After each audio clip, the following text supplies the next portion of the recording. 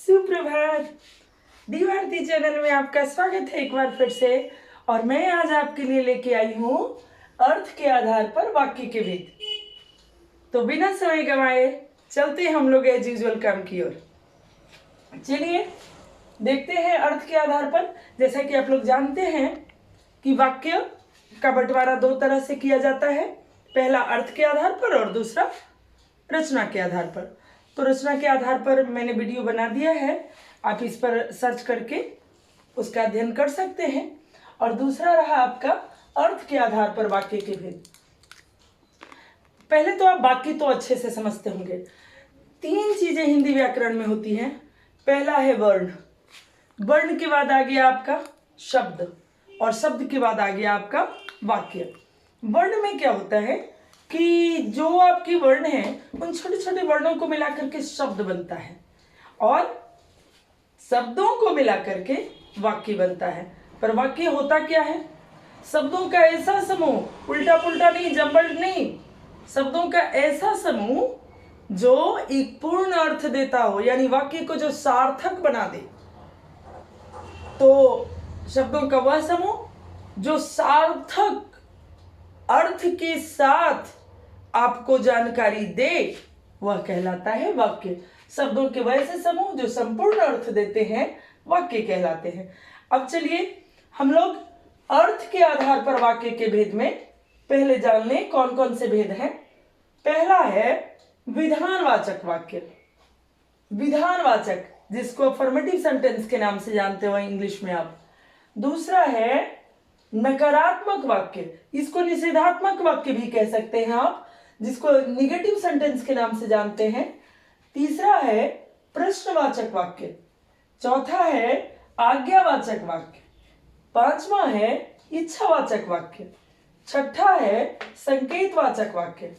सातवां है संदेहवाचक वाक्य और आठवां हो गया आपका विस्मयादिबोधक वाक्य।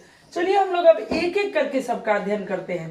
पहला चलते हैं विधानवाचक वाक्य की ओर। उससे पहले आप एक बार स्क्रीनशॉट ले लें। अब देखिए पहला वाक्य देखिए, विधानवाचक वाक्य को। विधानवाचक वाक्य से आप नाम देख करके घबराने की जरूरत नहीं है कि विधानवाचक वाक्य, आप इसको साधारण वाक्य के तौर पर ले सकते हो। यानी सेंटेंस में जो साधारण वाक्य होते हैं वही विधानवाचक वाक्य होते हैं। जिन वाक्यों से क्रिया के सामान्य तौर पर होने का बोध हो, मैं पढ़ता हूं, मैं खाता हूं, मैं जाता हूं, मैं आता हूं, मैं गाता हूं, ये सारी चीजें सब सामान्य तौर पर जो हम काम करते हैं उसको हम लोग क्या कहते हैं? विधानवाचक वाक्य कहते हैं। तो जिन वाक्यों से क्रिया के सामान्य तौर पर होने का बोध हो उन्हें विधानवाचक या साधारण वाक्य कहते हैं। जैसे मैं रोटी खाता हूं, वह पढ़ने जा रहा है, ठंडी हवा बहुत आनंददायी है। सब क्या है? सामान्य तौर पर होने वाली क्रियाएं हैं। इसमें किसी भी तरह का कोई स्पेशलाइजेशन नहीं है, किसी तरह की कोई विशेषता विशिष्टता प्रकट नहीं हो रही है। इसलिए आप इसे विधानवाचक वाक्य या सामान्य वाक्य या साधारण वाक्य कह सकते हो। विधानवाचक वाक्य बहुत ही आसान है, सामान्य वाक्य, साधारण वाक्य या विधानवाचक वाक्य, तीनों में से किसी नाम से बुला सकते हो आप इसे। दूसरा हो गया आपका नकारात्मक वाक्य। नाम से ये स्पष्ट है, नकारात्मक। जिन वाक्यों में न, मत, नहीं आदि का प्रयोग हुआ हो वैसे वाक्य नकारात्मक वाक्य कहलाते हैं। अर्थात जिस वाक्य से किसी क्रिया के नहीं होने का बोध हो अथवा न, नहीं या मत आदि शब्दों का प्रयोग वाक्य के अंतर्गत हुआ हो तो उसे नकारात्मक वाक्य कहते हैं। जैसे बाहर मत निकलो, मत मतलब मनाही करने वाली बात। मैं दिल्ली नहीं जाऊंगा, वह नहीं पढ़ता है, वह नहीं गाएगा, वह नहीं खाएगा, वह ये काम नहीं करता है, वह वहां नहीं जाना चाहता है। तो ये सारी बातें क्या हो गई? ये सारी बातें हो गई आपकी नकारात्मक। तो नकारात्मक सेंटेंस हो गया। नकारात्मक वाक्य को एक और नाम से जानते हैं, निषेधात्मक वाक्य से। इंग्लिश में इसे आप निगेटिव सेंटेंस के नाम से जानते हो। चलिए एक बार फिर से आप इसका स्क्रीनशॉट ले लें। अब तीसरे भेद को हम लोग देखेंगे। तीसरा भेद है आपका प्रश्नवाचक वाक्य। प्रश्नवाचक नाम से ही स्पष्ट हो रहा है, प्रश्न पूछना है, प्रश्न करना है। तो जिन वाक्यों से प्रश्न पूछने या सवाल करने का बोध हो उन्हें प्रश्नवाचक वाक्य कहते हैं।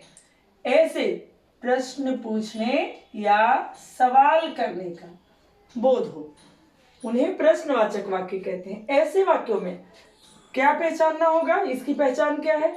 क्या, किसको, क्यों, कहाँ, कब, किस लिए, और लास्ट में साइन ऑफ इंट्रोगेशन यानी प्रश्नवाचक चिन्ह अवश्य होते हैं। कैसे पहचानोगे आप? क्या, किसको, क्यों, कहाँ, कब, किस लिए आदि। एक चीज में जरा सा अंतर स्पष्ट कर दूं, ऐसे वाक्यों में नहीं भी लगा हुआ रह सकता है। तुम क्यों नहीं जाओगे, ये भी प्रश्न है। तो जब क्यों क्या रहे तो नकारात्मक वाक्य नहीं करके ऐसे वाक्यों को प्रश्नवाचक वाक्यों के अंतर्गत रख लेना है। ऐसा नहीं कि उनको निगेटिव वाक्य में डाल दीजिए। जब क्या, किसको, क्यों, कहाँ रहे तो उसमें नहीं भी लगा हुआ रहे तो भी आपको क्या कर देना है? उनको प्रश्नवाचक वाक्यों में दे देना है। जैसे तुम क्यों जा रहे हो, तुम क्या खा रहे हो, तुम्हारे यहाँ आने का कारण क्या है। अब चलें आज्ञा सूचक वाक्य की ओर। जिन वाक्यों से आज्ञा देने, अनुमति लेने, प्रार्थना करने, अनुनय विनय करने या निर्देश देने का भाव प्रकट हो। 3 दिवस तक पंथ मांगते रघुपति सिंधु किनारे, बैठे पढ़ते रहे छंद अनुनय के प्यारे प्यारे। बच्चा मेरा, इसका मतलब कि अनुनय विनय विनती करने का, रिक्वेस्ट, इंग्लिश समझते हो तो, जिससे रिक्वेस्ट का भाव प्रकट हो या फिर आदेश देने का भाव प्रकट हो, यानी आदेश लादने का भी भाव प्रकट हो, दादागिरी करने का बोले तो निर्देश देने का भाव प्रकट हो तो उन्हें आज्ञा सूचक वाक्य कहते हैं। जैसे तुम अंदर आ सकते हो, मुझ पर कृपा करें, मेरी मदद कीजिए, उधर चले जाओ। तुम अनुनय विनय करना भी और आदेश भी देना, दोनों इसके अंतर्गत आता है, आज्ञा सूचक वाक्य के अंतर्गत। अब 5वां है इच्छा सूचक वाक्य। जिन वाक्यों से इच्छा, कामना, बोले तो मनोकामना, शुभेच्छा मतलब किसी के लिए बढ़िया बढ़िया सुंदर सुंदर इच्छा, शुभेच्छा कहते हैं सुंदर इच्छा को, आशीर्वाद, उम्मीद आदि का बोध हो, उन्हें इच्छा सूचक वाक्य कहते हैं। जैसे ईश्वर तुम्हें सद्बुद्धि प्रदान करें, भगवान तुम्हारी उम्र लंबी करें, जुग जुग जियो बेटा, तो भगवान तेरी रक्षा करें, तुम्हारा जीवन मंगलमय हो, आपकी यात्रा मंगलमय हो, आपकी यात्रा सुखद हो। तो ये सारे सेंटेंस जो हैं इच्छा सूचक वाक्य होते हैं। इसमें आशीर्वाद देना भी, उम्मीद भी, इच्छा भी, कामना भी, शुभेच्छा भी, सारी चीजें आ जाती है। तो चलिए फिर से लीजिए एक बार स्क्रीनशॉट, फिर मिलते हैं हम लोग। अब आते हैं हम लोग संकेतवाचक वाक्य पर।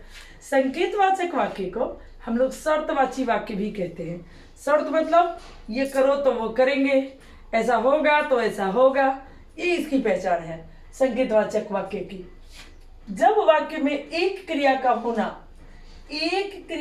होना दूसरी क्रिया पर निर्भर हो तो वहां संकेतवाचक या शर्तवाचक वाक्य होता है।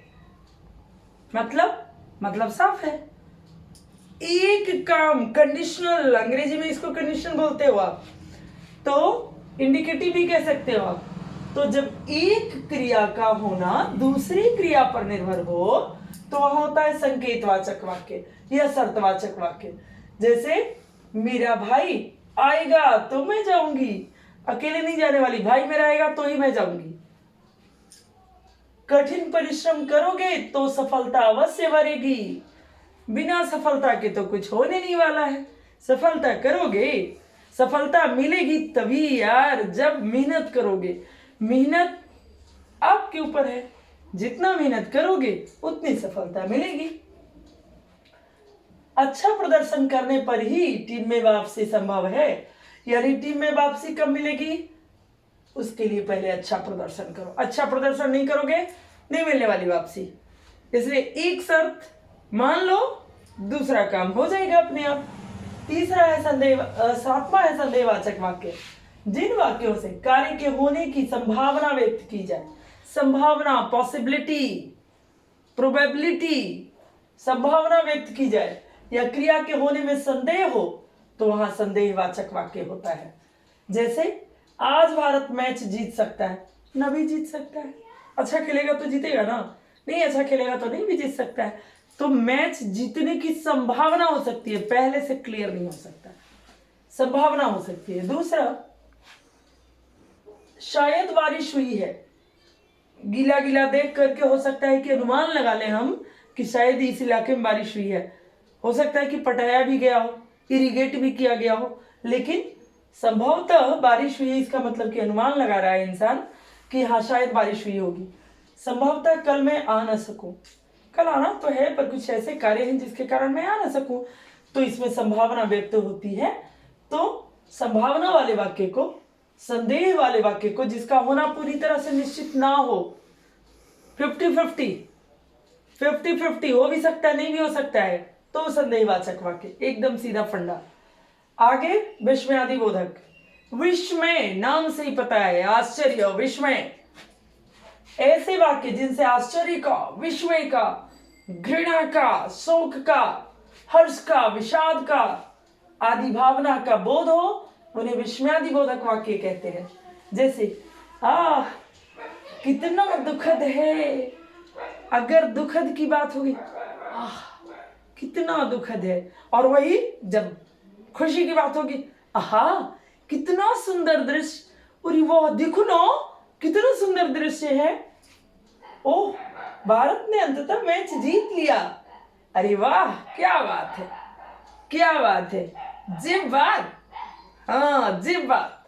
तो ये हो गया आपका अर्थ के अनुसार वाक्य के सारे भेद। उम्मीद है आप इसे मन लगा करके पढ़ोगे, अच्छे से पढ़ोगे और पूरी की पूरी मार्क्स लाओगे, हमारी शुभकामना आपके साथ है। But please my dear kids, like, subscribe and share to your friends. अपने दोस्तों को भी शेयर करो यार, कुछ तो हमारे लिए भी बनता है। Okay bye bye.